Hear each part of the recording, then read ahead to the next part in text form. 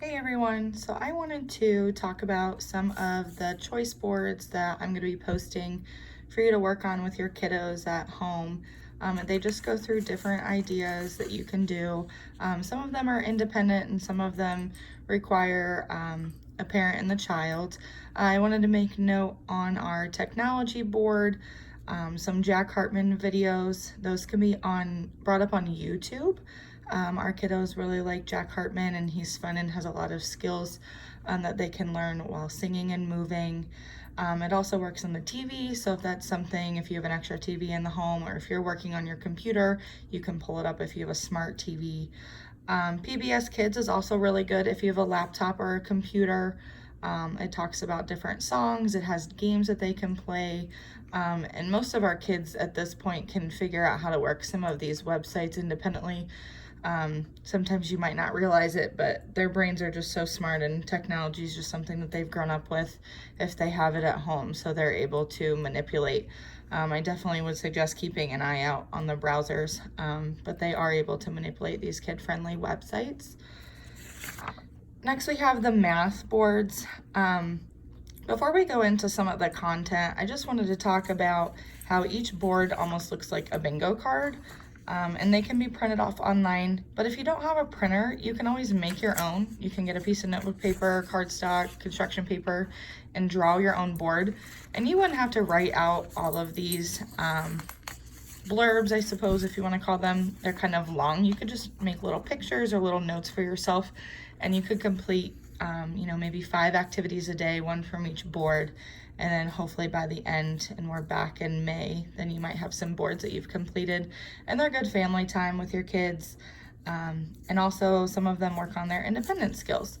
So specifically on the math boards, sorting toys. This is something that most of the kids can do independently. They could sort your silverware, they could sort your jewelry, they could sort their own toys. If you have a play kitchen at home, they could sort their food by color or their food by veggies or fruits. Different things that you can do with that one. Another one we talked about on the Facebook page this morning, puzzles. Those are really good right now for their working memory and their fine motor and putting things together. And again, if you haven't seen already, check out the Facebook page and you can make those on your own. Another one is sorting the laundry or matching the socks. Again, sometimes they take up a little work to set them up, but in the end, your kiddos have a 10 to 15 minute activity that they're working on independently, so you're able to get some work done at home. I know a lot of you are working at home, so that would help with that. So you can pull their socks out of their dresser drawer, pull them all out, separate them, and then have the kids match them and just lay them on top of one another when they find the match for the pile. Next, we have the reading.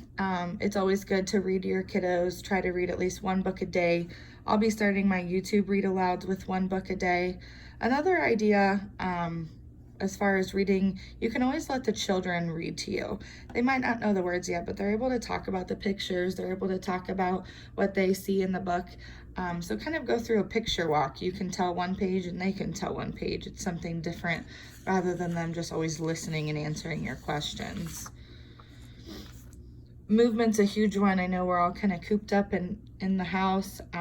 Definitely allow your kids some time to move and, walk around the neighborhood with you, making a scavenger hunt in the house, draw pictures of things that are in your house and they could find on their own.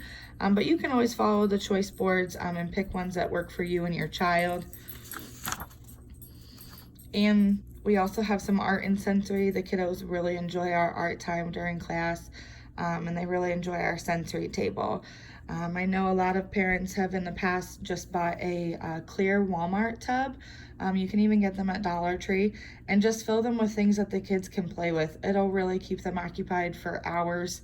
I think our kids would stay in our sensory table at school the whole day if they could. You could fill it with noodles or fill it with, water and some toys. If you were able to get outside, you could make some dough to put in it. You could fill it with really any little tiny manipulative. As long as you're comfortable, you could put down a tarp or a towel so it doesn't make a mess and it's easy to wad up and clean up when you're all done. And maybe add in some measuring spoons or just different teaspoons or tablespoons or things that they can make piles with and dump out. And again, it'll really keep them occupied so you're able to get some work done at home. And the last one we have kind of our literacy and letters.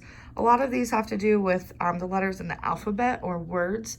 My suggestion is to take them and use letters in their name or letters that they are familiar with. Some basic letters that we've gone over in class are letter F, A, T, D, and obviously the letters in their name are beginning with the first letter in their first name. So you can look at those. But again, I just wanted to offer some ideas for you. These will be posted on the Facebook page. If you have any questions, feel free to reach out. I'm hoping that we can do these activities with you. And stay tuned for the next activity posting. Thank you.